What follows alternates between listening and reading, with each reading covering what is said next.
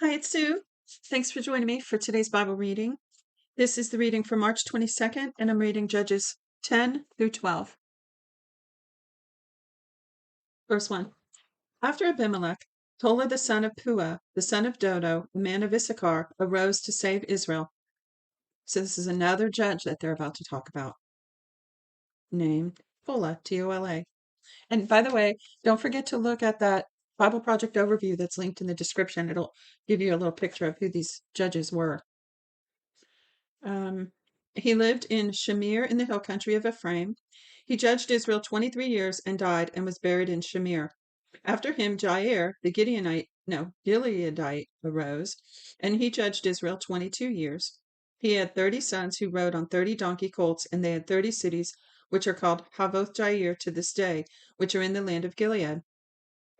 Jair died and was buried in Kamon, Kamon. The children of Israel again did that which was evil in Yahweh's sight and served the Baals, the Ashtoreth, the gods of Syria, the gods of Sidon, the gods of Moab, the gods of the children of Ammon, the gods of the Philistines. They abandoned Yahweh and didn't serve him. Yahweh's anger burned against Israel, and he sold them into the hand of the Philistines and into the hand of the children of Ammon. They troubled and oppressed the children of Israel that year. For 18 years they oppressed all the children of Israel that were beyond the Jordan in the land of the Amorites, which is in Gilead. The children of Ammon passed over the Jordan to fight also against Judah and against Benjamin and against the house of Ephraim, so that Israel was very distressed. The children of Israel cried to Yahweh, saying, We have sinned against you, even because we have forsaken our God and have served the Baals. Yahweh said to the children of Israel, Didn't I save you from the Egyptians and from the Amorites, from the children of Ammon and from the Philistines? The Sidonians also and the Amalekites and the Maonites oppressed you, and you cried to me, and I saved you out of their hand. Yet you have forsaken me and served other gods. Therefore I will save you no more. Go and cry to the gods which you have chosen. Let them save you in the time of your distress. The children of Israel said to Yahweh, We have sinned. Do you to us what seems good to you, only deliver us, please, today. They put away the foreign gods from among them and served Yahweh, and his soul was grieved for the misery of Israel. Then the children of Ammon were gathered together and encamped in Gilead. The children of Israel assembled themselves together and encamped at Mizpah. The princes of Gilead, said to one another, Who is the man who will begin to fight against the children of Ammon? He shall be head over all the inhabitants of Gilead. Now Jephthah the Gileadite was a mighty man of valor, and he was the son of a prostitute. Gilead became the father of Jephthah. Gilead's wife bore him sons. When his wife's sons grew up, they drove Jephthah out and said to him, You will not inherit our father's house, for you are the son of another woman. Then Jephthah fled from the brothers and lived in the land of Tob. Outlaws joined up with him, and they went out with him. After a while, the children of Ammon made war against Israel. When the children of Ammon made war against Israel, the elders of Gilead went to get Jephthah out of the land of Tob. They said to him, Come and be our chief, that we may fight the children of Ammon. He said to the elders of Gilead, Didn't you hate me and drive me out of my father's house? Why have you come to me now when you are in distress? The elders of Gilead said to him, Therefore we have turned again to you now, that you may go with us and fight the children of Ammon. You will be our head over all our inhabitants of Gilead. Jephthah said to the elders of Gilead, If you bring me home again to fight with the children of Ammon, and Yahweh delivers them before me, will I be your head? The elders of Gilead said to him, Yahweh will be witness between us. Surely we will do what you say. Then Jephthah went with the elders of Gilead, and the people made him head and chief over them. Jephthah spoke all the words before Yahweh in Mizpah. Jephthah sent messengers to the king of the children of Ammon, saying, What have you to do with me, that you have come to me to fight against my land? The king of the children of Ammon answered to the messengers at Jephthah, Because Israel took away my land when he came out of Egypt, from the Arnon even to the Jabbok and to the Jordan. So this has been generations, and they still want reparations here. It sounds like the Palestinians and Israel constant feuding, one of those type issues. So he said, Israel took away my land when he came up out of Egypt, from the Arnon even to the Jabbok and to the Jordan. Now therefore restore the territory again peaceably. Jephthah sent messengers again to the king of the children of Ammon, and he said to him, Thus says Jephthah, Israel didn't take away the land of Moab nor the land of the children of Ammon, but when they came up out of Egypt, and Israel went through the wilderness to the Red Sea and came to Kadesh, then Israel sent messengers to the king of Edom, saying, Please let me pass through your land. But the king of Edom didn't listen.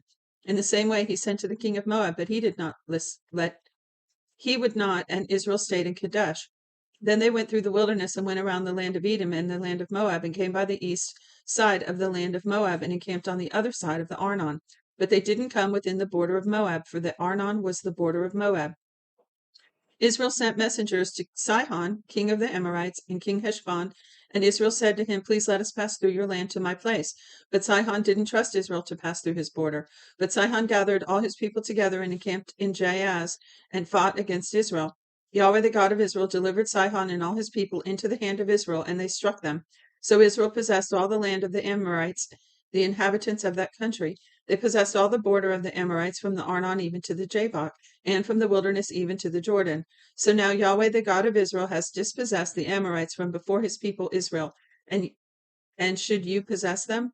Won't you possess that which Chemosh your God gives you to possess? So whoever Yahweh our God has dispossessed from before us, them will we possess. Now are you anything better than Balak, the son of Zippor, king of Moab? Did he ever strive against Israel, or did he ever fight against them? While Israel lived in Heshbon and its towns, and Ar and its towns, and all the cities that are along the side of the Arnon, 300 years, why didn't you recover them within that time? See? See? You're like, this was hundreds of years ago. Why are you saying something about it now? It's just a lame argument. I therefore have not sinned against you, but you do wrong to war against me. May Yahweh the judge be judged today between the children of Israel and the children of Ammon. So so many parallels here. It reminds me of the Indians that were driven, the Native Americans driven away or into corners, if you will, in the US. It also reminds me of just two people fighting. Each one has their version of the story, and the accuser says, "You did this to me," and the defender says, "That's not how it went at all. I wouldn't do that to you. That's not what happened."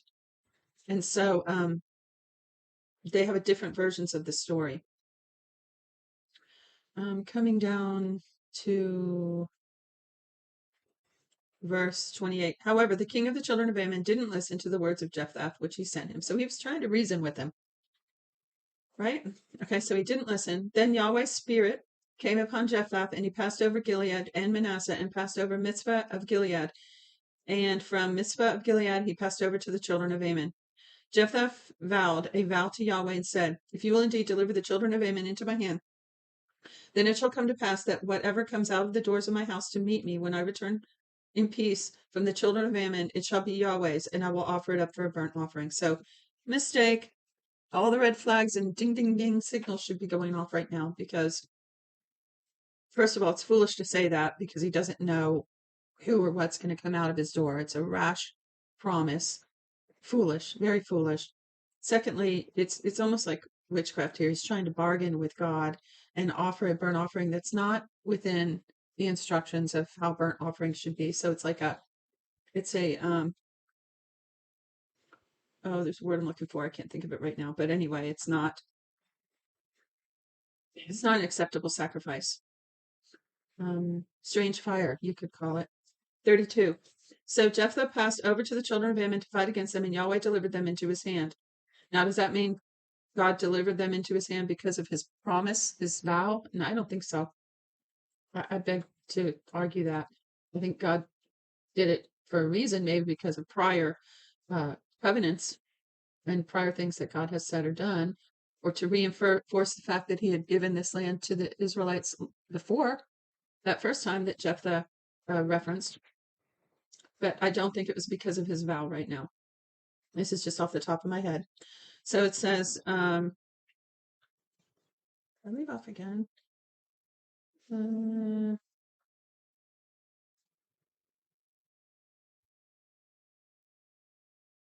So Jephthah passed over to fight. Yahweh delivered them into his hand. Verse 33, he struck them from Aor until you come to Minnith, even 20 cities, and to Abel Sheramim with a very great slaughter.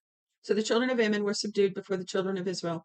Jephthah came to Mizpah to his house, and behold, his daughter came out to meet him with tambourines and dances. She was his only child. Beside her he has neither son nor daughter. When he saw her, he tore his clothes and said, "Alas, my daughter, you have brought me very low. You are the one who troubled me, for I have opened my mouth to Yahweh, and I can't go back." She said to him, my father, you have opened your mouth to Yahweh. Do to me according to that which has proceeded out of your mouth, because Yahweh has taken vengeance for you on your enemies, even on the children of Ammon. Now, how do we understand that mindset? That's so difficult to understand. For one thing, I mean, you could just sit here and meditate on this for a while, which I'm not going to do. But I do want to point out, he believed in those vows that he made to God, even though, his thinking had to have been messed up a little bit for reasons I mentioned a minute ago. And then apparently the daughter believed that and was self-sacrificing to the point, of this greater good that she perceived happening. She said, do to me according to that which has proceeded out of your mouth. So she believes in the power of those words and a vow.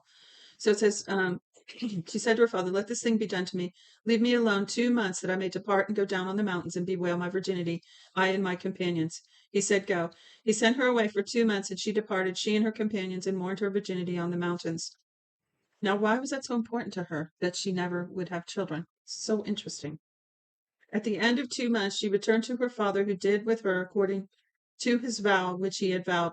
She was a virgin. It was customary in Israel that the daughters of Israel went yearly to celebrate the daughter of Jephthah the Gileadite 4 days in a year. Boy, I need some backstory on all that. That is really something. Okay, last chapter here. It's very short. 12 verse 1. The men of Ephraim were gathered together and passed northward, and they said to Jephthah, why did you pass over to fight against the children of Ammon and didn't call us to go with you? Will you burn your house around you with fire? Jephthah said to them, I and my people were at great strife with the children of Ammon, and when I called you, you didn't save me out of their hand. When I saw that you didn't save me, I put my life in my hand and passed over against the children of Ammon, and Yahweh delivered them into my hand. Why then have you come up to me today to fight against me? Then Jephthah gathered together all the men of Gilead and fought with Ephraim. The men of Gilead struck Ephraim because they said, you are fugitives of Ephraim, you Gileadites in the middle of Ephraim and in the middle of Manasseh. The Gileadites took the fords of the Jordan against the Ephraimites. When the fugitives of Ephraim said, let me go over, the men of Gilead said to them, are you an Ephraimite? If he said no, then they said to him, now say Shibboleth, and he said Shibboleth, for he couldn't manage to pronounce it right. Then they seized him and killed him at the fords of the Jordan. At that time, 42, neither can I pronounce it right. So funny. So they recognized them by their speech. At that time, 42,000 of Ephraim fell. Jephthah judged Israel 6 years. Then Jephthah the Gileadite died and was buried in the cities of Gilead. After him, Ibzan of Bethlehem judged Israel. He had 30 sons and 30 daughters and sent outside the clan. Wait a minute, back up. Verse 9. He had 30 sons and 30 daughters he sent outside his clan, and 30 daughters he brought in from outside his clan for his sons. He judged Israel 7 years. Ibzan died and was buried at Bethlehem. After him, Elon the Zebulunite judged Israel, and he judged Israel 10 years. Elon the Zebulunite died and was buried in Aijalon in the land of Zebulun. After him, Adon the son of Hillel the Pirathonite judged Israel. He had 40 sons and 30 sons who rode on 70 donkey colts. He judged Israel 8 years. Abdon the son of Hillel the Pirathonite died and was buried in Pirathon in the land of Ephraim in the hill country of the Amalekites. That's it for today's reading. God bless you today, and I'll talk to you later.